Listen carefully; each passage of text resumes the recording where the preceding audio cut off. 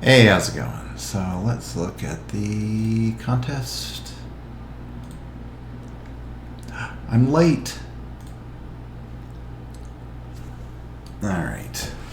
Mirror distance of an integer. You're given an integer n, define its mirror distance as absolute value of n minus reverse n, where reverse n is the integer formed by reversing the digits of n. Return an integer denoting the mirror distance of n. Absolutely. Yeah, I know what that means. Oh, not C#. Okay. Return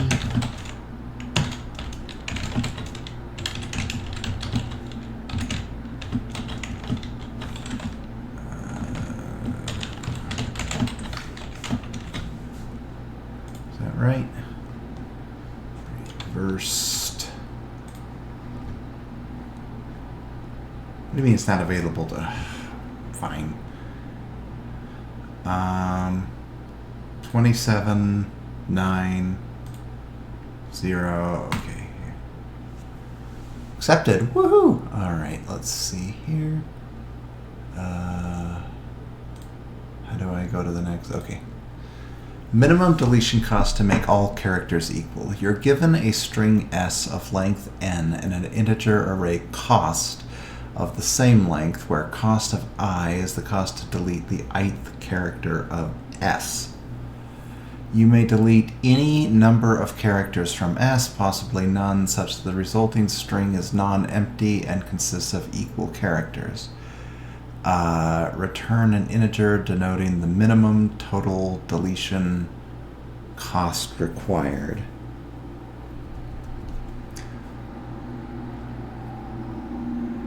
Okay. So it's not that specific letters. Okay. I get it. Let's see here. So the length of cost is the same as the length of s, right? So we want to zip s comma cost, and then we want a counter for letter comma.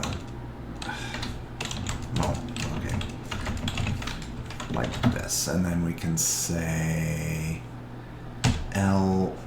C of L plus equals CO, and we want the string to be non-empty. All right, so if length of C equals 1, then return 0. Otherwise, we're going to have to get something down. And we want to keep the least expensive one, right? I mean, that makes sense to me. Okay, so return sum of C dot values minus min. No. Minus max of C dot values. And I think that should be the right answer. Okay, so the output is 11. We expected 11. The output is 13. We expected 13. The output is 0. We expected 0. All right, there we go. And then everybody's happy. Okay, minimum swaps to avoid forbidden values. You're given two integer arrays, nums and forbidden, each of length n. That's scary. You may perform the following operation any number of times, including 0. Choose two distinct indices I and j and swap nums I and nums j. Turn the minimum number of swaps such that for every index I, the value of nums I is not equal to forbidden I. If no amount of swaps can ensure that every index avoids its forbidden value, return -1.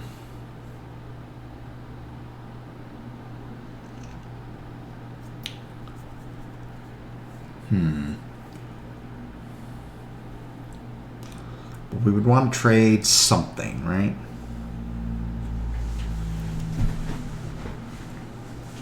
We don't necessarily know what we want to trade, but if there's a way to swap two of them,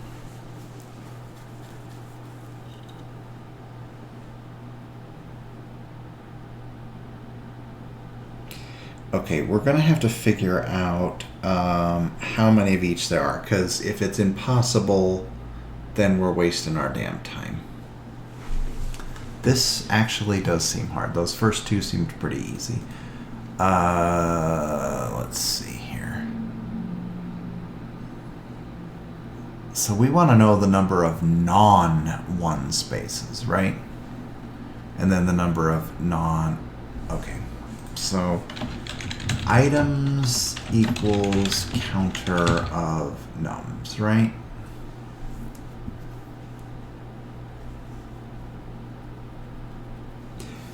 And that was not deliberate. And then forbidden equals counter of forbidden.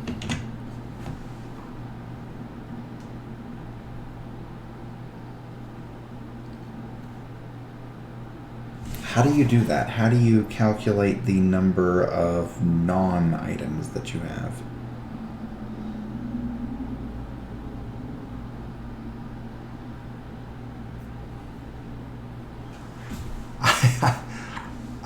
It seems like this should be trivial, and if we don't know which one we're counting... Wait, maybe I'm thinking about this the wrong way. Okay. So we have a certain number of spaces, right? And we have a certain number of items that need to be placed and a certain number of forbidden. Now, we have to have enough open spaces that are not the forbidden in order for the placement to occur. I think we have to go through every single item and make sure that there's enough spaces. I think that the only way that it could possibly fail is if there's literally more forbidden items than there are non-forbidden spaces. Okay, so we're going to say for forbidden value, comma, forbidden count in f.items. Yeah, so free spaces is going to be not free, just spaces, we won't qualify, equals length of nums minus forbidden count, right? No.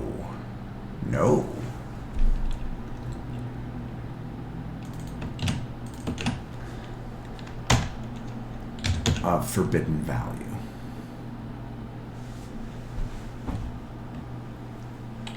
Okay, so this is the total number of spaces minus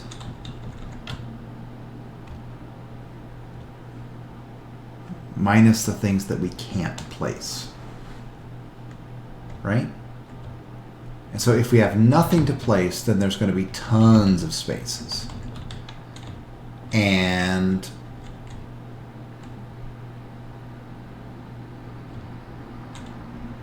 okay, I am, oh my God, I am really being stupid here. Okay, so let's say it's 2, 1, 2 is the forbidden, right?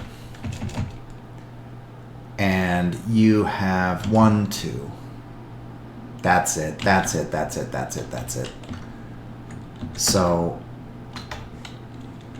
if FC plus items FV is greater than length of nums, then we cannot place it. It is impossible. Now, is there some way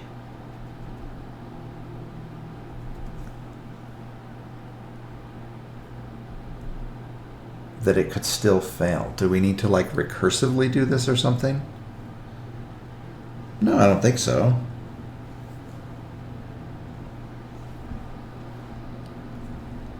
Well, yeah, because I mean, what if you force all of those off? Yeah, but it's going to free up the original forbidden space, though.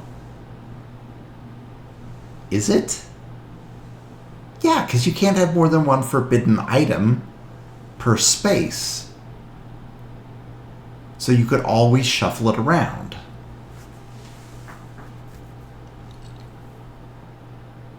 Shit. I think we should look at the other problem. I'm kind of struggling with this one. Okay. Tree groups. That sounds hard. You're given an integer n and an undirected tree with n nodes numbered 0 to n minus 1. This is represented by a two-dimensional array. Edges of length n minus 1, where edges of I equals ui vi, indicates an undirected edge between nodes ui and vi. You're also given an integer array group of length n, where group I denotes the group label associated to node I. The interaction cost between u and v is defined as the number of edges on the unique path connecting them in a tree. And it's a tree, so there's no redundant paths. Return an integer denoting the sum of interaction costs over all unordered pairs uv with u not equal to v, such that group of u equals group of v.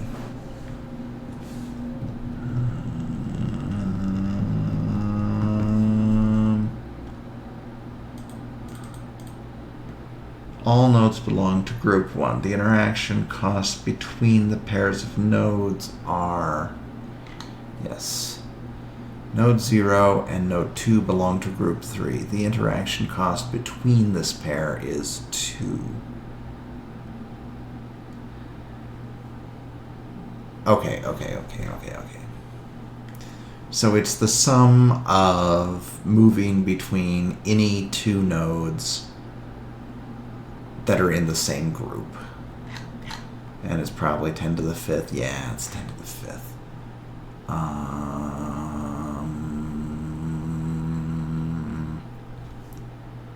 I feel like I did something like this very, very recently. So basically, it's from every point to every point, but only if they're in the same graph. Normally, it's something like 2 times the number of edges minus 1, but it's a special case because of the group thing. We could probably build a table. No, you can't build a table. You can't build a table. To and from it would be too big. 10 to the 5th times 10 to the 5th is too large to store in memory. And it would take too long to populate. No, we have to be smarter about it somehow. The cost to connect 2 separate groups, it's almost like it's like there's a sequence of, or a set of individual disparate trees, and then you have to connect those together to each other, and there's like a connection cost. So you could calculate the cost to move inside of that, and then multiply that by the number of nodes inside of the subtree times the connection depth to the other subtree.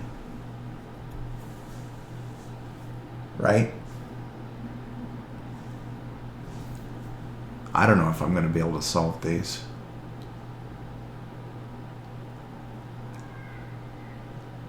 Even if I understand it at a high level, I don't know that I have the patience to sit here for the next 70 minutes and try to make this work. So let's go back here. Minimum swaps. That's some weird screaming or something going on outside. Okay. FVFC.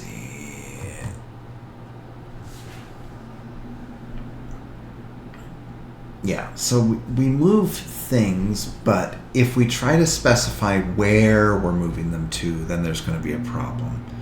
We have to let everything fall into place and then minimize it by leaving things that are okay.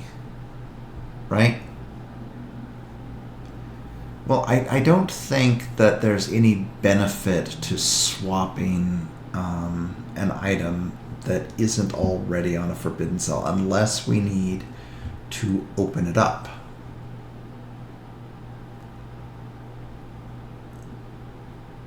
So we're going to have things that want to leave, things that want to leave, and then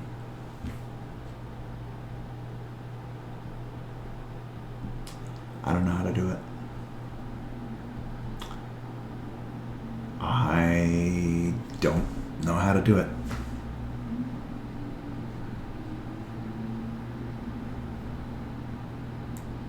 Okay, let's see if that we can simplify the problem. Can we force it into a left-right thing? How many different values are there? Is there like a ridiculously low number of values? No, there's a ridiculously high number of values. Yeah, but we could strictly represent things as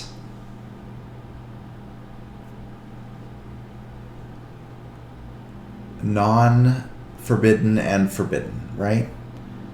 If we, let's just say that we had a list of every forbidden value. And then, no, because forbiddens don't necessarily match up with real values. Therein lies the problem.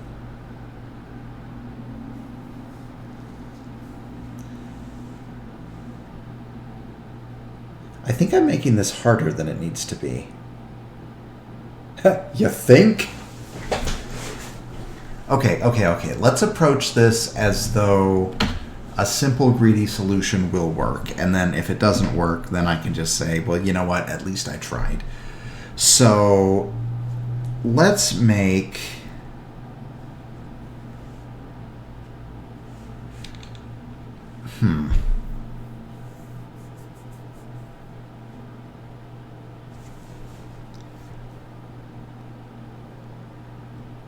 Yeah, no, it has to be a counter. It has to be a counter.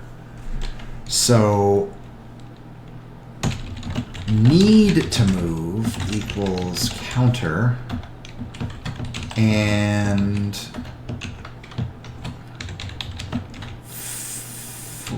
well, just free. Just free. Like that.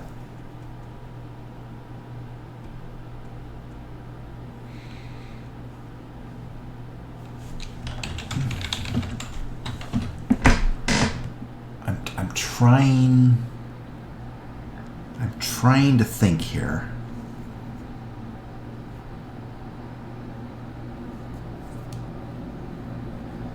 Because you could swap it for anything that isn't forbidden, right? And if it needs to move, then that means that it's violating the rule, which means it's already its own forbidden value. Yeah, but how the hell am I going to know not to grab something that I might need later? That's the problem.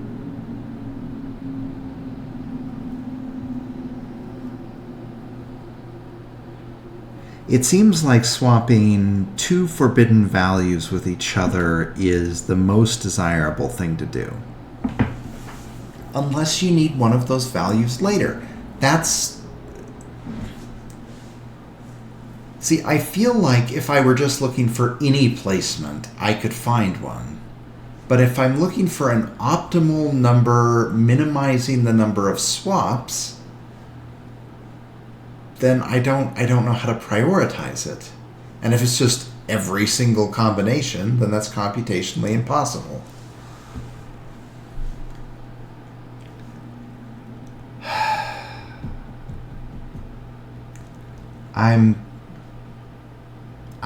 I'm not looking at this for the next 78 minutes. I tried. All right, see ya.